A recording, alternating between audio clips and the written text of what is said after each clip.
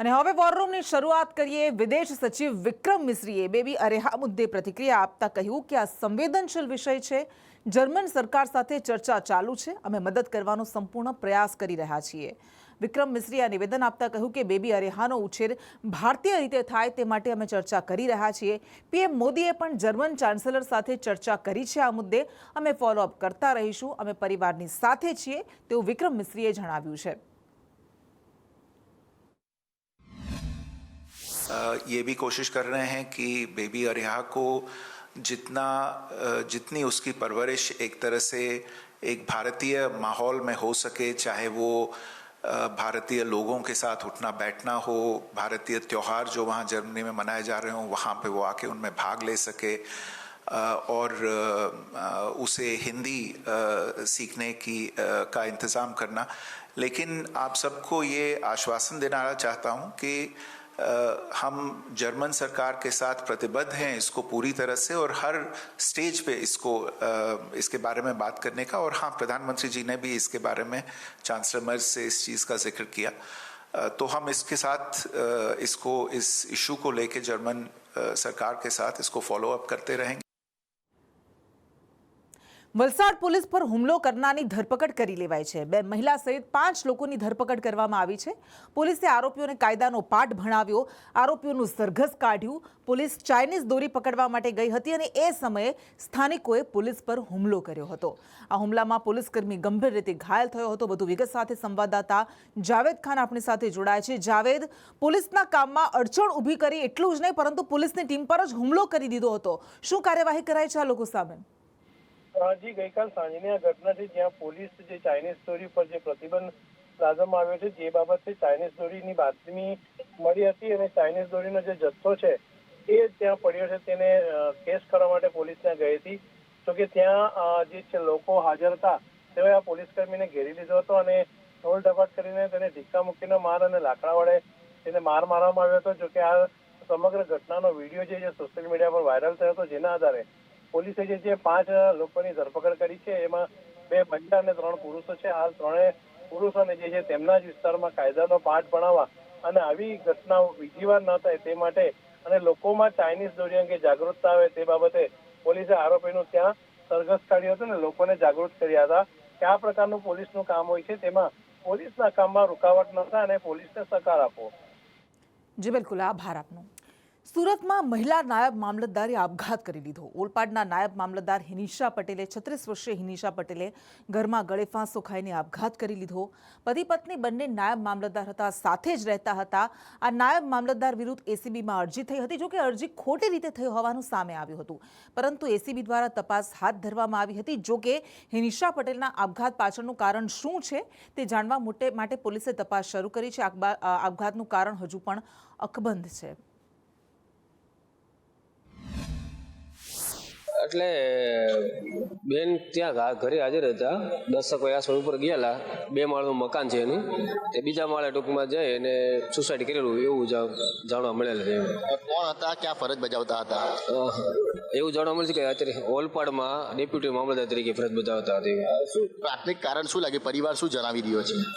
પરિવાર હજી તો કોઈ કારણ જણાવી રહ્યો નથી, કોઈ કારણોસર અગમ્ય કારણોસર હાલ તો તપાસ ચાલુ છે। એસીબીમાં કઈ અરજી કરાઈ હતી એવું કોઈ બહાર આવ્યું હતું? એવું જાણવા મળેલ છે કે ભાઈ એસીબીમાં હમણાં મરણના વિરુદ્ધમાં અગાઉ અરજીઓ થયેલી હતી, એમ હજી તપાસ ચાલુ છે એવું જાણવા મળેલ છે। હિનિશાબેન નાઓએ તેઓના ઘરે સવારના 10 થી 10:45 દરમિયાન પોતાના બેડરૂમમાં કપડાં બદલવા જાઉં છું તેમ કહીને તે વખતે પંખા સાથે એ ફાંસો લગાવી ગળે ફાંસો ખાધેલી હાલતમાં મળી આવેલા। આ બાબતે હાલ તપાસ ચાલી રહી છે। એક આઘાતજનક બનાવ છે, જેથી શોકગ્રસ્ત પરિવારને પણ ઊંડાણપૂર્વક પૂછપરછ કરવાની થોડી વાર લાગી છે અને હવે બાબતે પૂછપરછ કરવાની પ્રક્રિયા ચાલી રહી છે। સુરતના ઉધનામાં દૂષિત પાણી આવતું હોવાની સ્થાનિકો ફરિયાદ કરી રહ્યા છે. અમૃતનગરમાં ગંદુ પાણી પીવા માટે લોકો મજબૂર બન્યા છે. ડાઇંગ મિલ્સ કેમિકલયુક્ત પાણી છોડે છે અને આ ડાઇંગ મિલ સામે કડક કાર્યવાહી કરવામાં આવે તેવી સ્થાનિકોની માંગ છે. રજૂઆત કરીને તેઓ થાકી ગયા છે, પરંતુ તેમ છતાં પણ આ સમસ્યાનો તંત્ર દ્વારા કોઈ ઉકેલ લાવવામાં નથી આવતો. પરિણામે અમૃતનગર ખાતે પીવાનું પાણી ગંદુ આવી રહ્યું છે અને દૂષિત પાણીને લઈને પાલિકા તંત્ર કુંભકર્ણ નિંદ્રામાં પોઢી રહ્યું છે. ઉધના અમૃતનગરમાં 1.5-2 વર્ષથી ખૂબ જ ગંદુ પાણી આવે છે. કોઈ વાર લાલ ભૂરું, કોઈ વાર ગટર જેવી વાસ મારે છે પાણીમાંથી. એટલું ગંદુ પાણી અમારા નળોમાં આવે છે અને એ જ પાણી અમારા બાળકો પીએ છે. તો અમારા બાળકોના સ્વાસ્થ્ય સાથે કેટલી ચેડા થઈ રહી છે. તે તપેલા ડાઇંગ એ અહીંયા બાજુમાં દર્શન મિલ, અહીંયા રામકૃષ્ણ, ઠાકોરનગર એ બધામાં તપેલા ડાઇંગો બધા ચાલે છે. એ પાછા જે આપણે આઈડિયા નોટિસો આપીએ છીએ તો એ લોકો પાછા સીલ કરી દે છે અને પાછા ખબર નહીં શું સાતગાંઠથી 10 દિવસ 15 દિવસ મહિનાની અંદર પાછા એ તપેલા ડાઇંગોને બધા ચાલુ થઈ જાય છે અને પાછું અમારે ત્યાં ગંદુ પાણી આવવાનું ચાલુ થઈ જાય છે. સુરતની ડિંડોલી પોલીસને એક નાનકડી બાળકી રઝળતી હાલતમાં મળી આવી હતી. જોકે પોલીસ દ્વારા આ બાળકીને અપનાવીને તેનું નામ હસ્તી રાખવામાં આવ્યું છે. બાળકી જ્યારે મળી ત્યારે મરણતોલ હાલતમાં હોવા છતાં પણ તેના ચહેરા પર એક મીઠું સ્મિત હતું. આ હાસ્ય જોઈને જ સુરત પોલીસ કમિશનર અનુપમસિંહ ગહેલોતે તેનું નામ હસ્તી રાખ્યું છે. પોલીસ કમિશનર પોતે તેમના પત્ની સાથે બાળકીના નામકરણ વિધિમાં હાજર રહ્યા અને એક પિતાની જેમ બાળકીના માથે હાથ મૂક્યો. આ પ્રસંગે ડીસીપી, એસીપી સહિત ડિંડોલી પોલીસ સ્ટેશનનો સમગ્ર સ્ટાફ એક પરિવારની જેમ જોડાયો હતો. હાલ આ બાળકીને કતારગામ સેન્ટર ખાતે રાખવામાં આવશે અને તેની સાર સંભાળની પળે પળની દેખરેખ પોલીસ રાખશે. 6ઠા દિવસ છે એના, તો દીકરીના આજે નામકરણ અને છઠ્ઠીને પૂજન બી ડિંડોલી પોલીસ સ્ટેશનના પ્રાંગણમાં અમારા પોલીસ પરિવાર અને અમારા મીડિયાના મિત્રો અને અમારા જો નગરજનોના પ્રેઝન્સમાં કરવામાં આવેલા અને નામ પણ હસ્તી રાખવામાં આવે અને કાયદાકીય રીતે જો પ્રક્રિયા કરવાની હોય છે આ અમે લોકો કરીએ છીએ. જો DNA લેવાના હતા બધા અમે આ પ્રક્રિયાના ભાગરૂપે અમે બધા કરીએ છીએ. સાથોસાથ જો આ દીકરીને સુંદર ભવિષ્ય રહે એના બી જો સરકારશ્રીને ધારાધોરણ મુજબ જો એડોપ્શન કાર્યવાહી થાય આ તો આગળની પ્રક્રિયાઓ છે.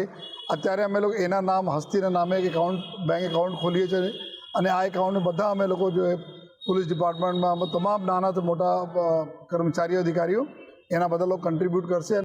ભારત અને જર્મની આ બંને દેશ વચ્ચે મહત્વના કરાર થયા. ગાંધીનગરના મહાત્મા મંદિરમાં દ્વિપક્ષીય બેઠક પૂર્ણ થઈ અને બંને દેશોએ આર્થિક સહયોગ માટે જોઈન્ટ ડિક્લેરેશન કર્યું.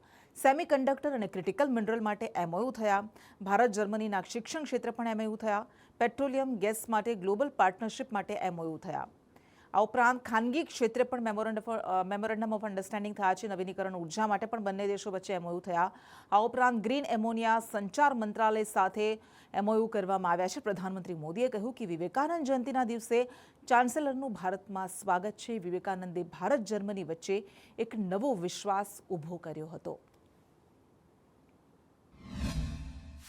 चांसलर मर्ज की ये यात्रा एक विशेष समय हो रही है. पिछले वर्ष हमने अपने रणनीतिक साझेदारी के 25 वर्ष पूरे किए और इस वर्ष हम अपने राजनयिक संबंधों के 75 वर्ष भी मना रहे हैं. ये माइलस्टोन्स केवल समय की उपलब्धियां नहीं है, ये हमारी साझा महत्वाकांक्षाओं, परस्पर विश्वास और निरंतर सशक्त होते सहयोग के प्रतीक है. भारत और जर्मनी जैसे देशों की अर्थव्यवस्थाओं के बीच करीबी सहयोग पूरी मानवता के लिए महत्वपूर्ण है. 2000 से अधिक जर्मन कंपनियां लंबे समय से भारत में मौजूद है.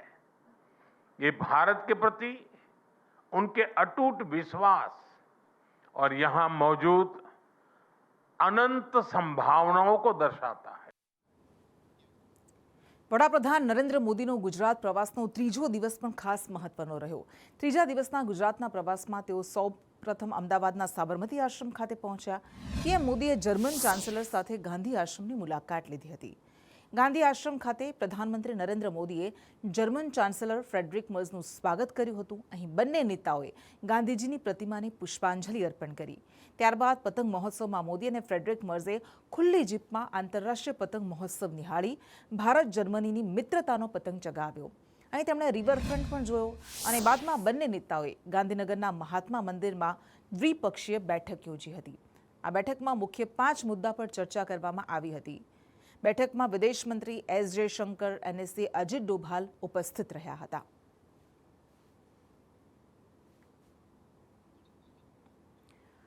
તો અલગ અલગ 4 તસવીરો આપને બતાવી રહ્યા છીએ. આંતરરાષ્ટ્રીય પતંગ મહોત્સવમાં પ્રધાનમંત્રી નરેન્દ્ર મોદી અને જર્મન ચાન્સેલર ફ્રેડરિક મર્સ પહોંચ્યા હતા. પતંગ મહોત્સવ તો તેમણે માણ્યો જ હતો, આ ઉપરાંત રિવરફ્રન્ટનો નજારો પણ માણ્યો હતો.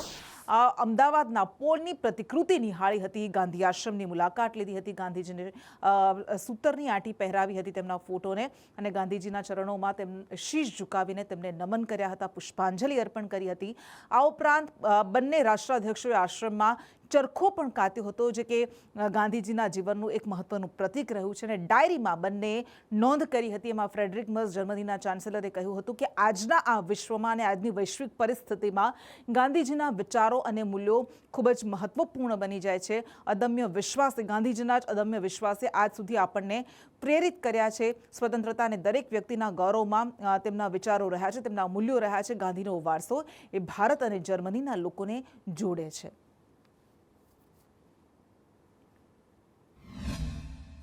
આશ્રમની પરંપરા રહી છે કે જે મહેમાન આવે છે એ અમારે ત્યાં એક વિઝિટર બુક છે, એમાં પોતાનો સંદેશો લખતા હોય છે.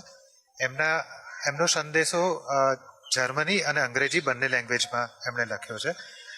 હું એમનું ગુજરાતી ભાવાર્થ કરું તો સ્વતંત્રતાની શક્તિ અને દરેક વ્યક્તિના માનમાં મહાત્મા ગાંધીનો અડગ વિશ્વાસ આજે પણ આપણને પ્રેરણા આપે છે. આ માનવીય વારસો ભારત અને જર્મનીના લોકોને મિત્રતા દ્વારા એક સાથે જોડે છે. એવી દુનિયામાં જ્યાં કદાચ ગાંધીજીના ઉપદેશોની જરૂરિયાત પહેલા કરતાં પણ વધુ છે.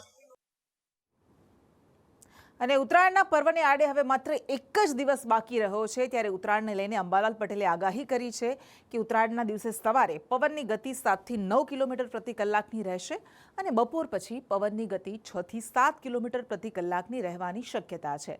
સાંજે 4 થી 7 કિલોમીટરની ઝડપે પવન રહેશે. એટલે પતંગ રસિયાઓ માટે આ પતંગ ચગાવવાનું અનુકૂળ રહેશે, હવા અનુકૂળ રહેશે. જોકે 15 જાન્યુઆરીએ પવનની ગતિમાં વધઘટ રહેશે.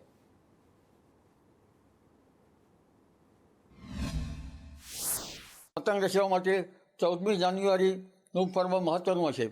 એટલે હવે પવનની ગતિવિધિ જોઈએ તો અમદાવાદ, મહેસાણા, પાલનપુર, મહુવા, ભાવનગર, પોરબંદર, ગાંધીધામ, જામનગર, રાધનપુર એમના ભાગોમાં, વિરંગામના ભાગોમાં, લગભગ પરોળિયાના ભાગમાં પવનની ગતિ 9 કિલોમીટર, કેટલાક ભાગમાં 8 કિલોમીટર અને કોઈ ભાગમાં 10 કિલોમીટર આસપાસની રહેવાની શક્યતા રહેશે સવારે 10 વાગ્યાની આસપાસમાં.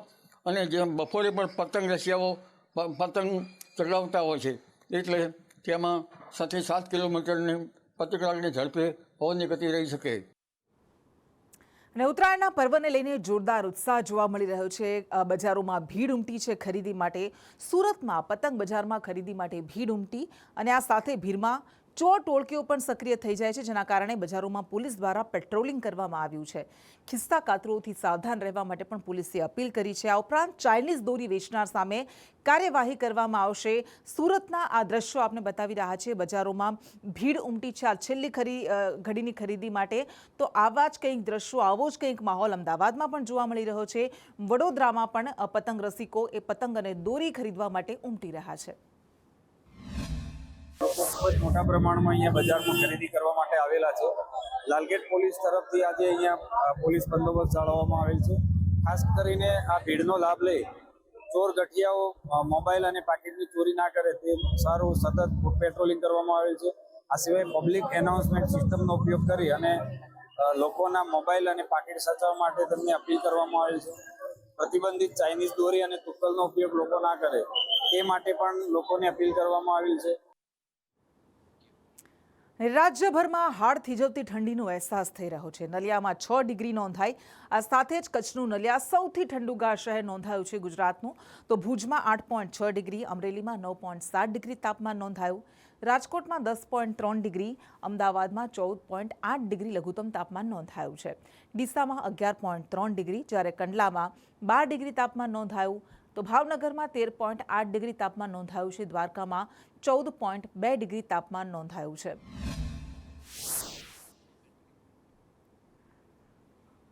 તો પર્વતીય રાજ્યોમાં બરફવર્ષા થઈ રહી છે અને પરિણામે મેદાની રાજ્યોમાં શીતલહેરની અસર થઈ રહી છે. ગાત્રો થીજવતી ઠંડી પડી રહી છે. ગુજરાતના પણ કેટલાક શહેરોમાં તાપમાન સિંગલ ડિજિટમાં નોંધાયું હતું, જેમાં નલિયા, કચ્છનું નલિયા દર વખતની જેમ સૌથી ઠંડુગાર શહેર નોંધાયું છે. તો કંડલામાં 12 ડિગ્રી, ભાવનગરમાં 13.8 ડિગ્રી, અમદાવાદમાં 14 ડિગ્રી લઘુત્તમ તાપમાન નોંધાયું. નલિયા અને ભુજ આ ઉપરાંત અમરેલી આ ત્રણેય શહેરમાં સિંગલ ડિજિટમાં તાપમાન નોંધાયું. 6 ડિગ્રી, 8.6 ડિગ્રી અને અનુક્રમે 9.7 ડિગ્રી તાપમાન નોંધાયું છે. અને હજુ પણ આગામી કેટલાક દિવસ સુધી ઠંડી પડતી રહેશે, વધુ ઠંડી પડશે તેવી આગાહી કરવામાં આવી છે.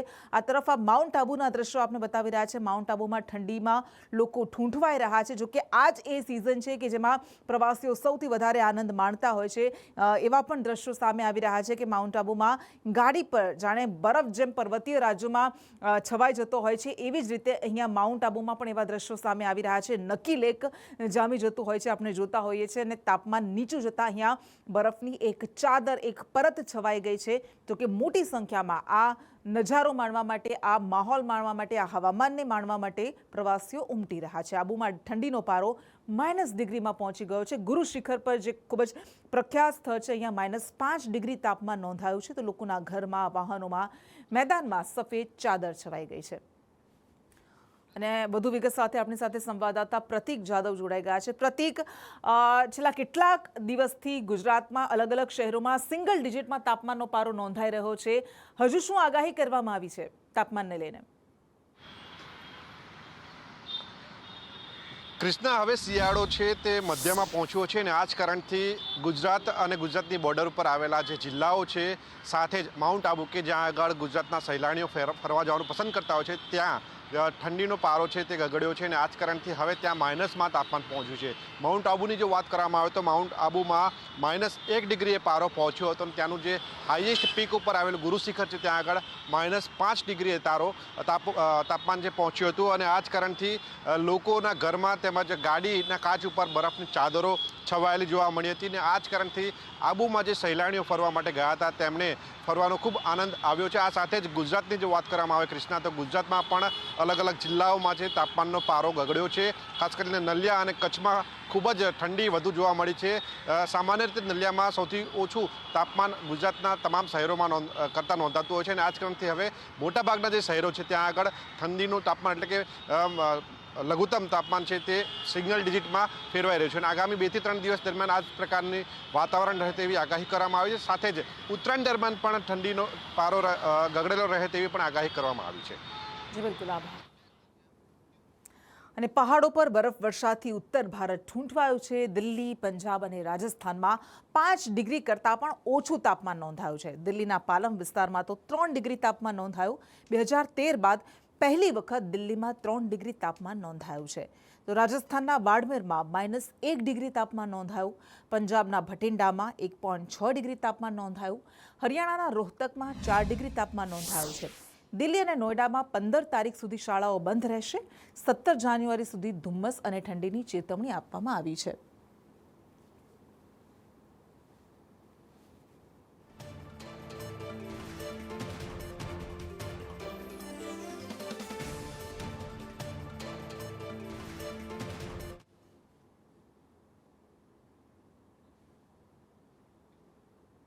અને બીજી વનડે મેચ માટે ટીમ ઇન્ડિયા રાજકોટ પહોંચી ગઈ છે. કાઠિયાવાડી પરંપરા પ્રમાણે અહીંયા ટીમનું ભવ્ય સ્વાગત કરવામાં આવ્યું. ક્રિકેટર હર્ષદીપસિંહે ભાંગડા ડાન્સ કર્યો હતો.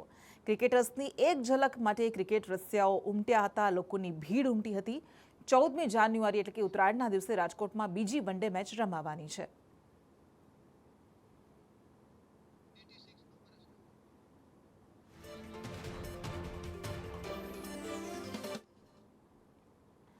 અને સોના ચાંદીના ભાવ રેકોર્ડ્સ તોડી રહ્યા છે. ઓલ ટાઈમ હાઈ પહોંચી ગયા છે. ચાંદીનો કિલોનો ભાવ 2,65,000 રૂપિયા થઈ ગયો છે. એક જ દિવસમાં ચાંદીના ભાવમાં 15,000નો ઉછાળો નોંધાયો છે. સોનાના ભાવમાં 3,000નો વધારો નોંધાયો છે. 10 ગ્રામ સોનાનો ભાવ 1,43,000 પહોંચ્યો. ગયા અઠવાડિયે ચાંદી જ્યારે શુક્રવારે ક્લોઝિંગ થઈ ત્યારે લગભગ $75 આસપાસ ક્લોઝિંગ આવેલું હતું. આજે સોમવારે જીઓપોલિટિકલ સિનારીઓ વૈશ્વિક સ્તરે જે ઝડપથી બદલાઈ રહ્યું છે અને જે વાતાવરણ અત્યારે ક્રિએટ થઈ રહ્યું છે, ખાસ કરીને અમેરિકાનું ઈરાન સાથેની એક માથાકૂટ, અને વેનેઝુએલામાં ચાલી રહ્યું છે તે બધા પરિબળો કામ કરવા આજે ચાંદીએ ખૂબ મોટી જમ્પ મારી છે અને ચાંદી આજે ખુલતાની અંદર જ લગભગ અત્યારે $84-85 આસપાસ રાજકોટની અંદર કામ કરી રહી છે. આજે રાજકોટની બજારમાં ચાંદીનો ભાવ 2,65,000 આસપાસ ટ્રેડ કરી રહ્યો છે અને આટલો એક મોટો ઉછાળો લગભગ 15,000 થી 16,000 રૂપિયાનો એક દિવસમાં સવારે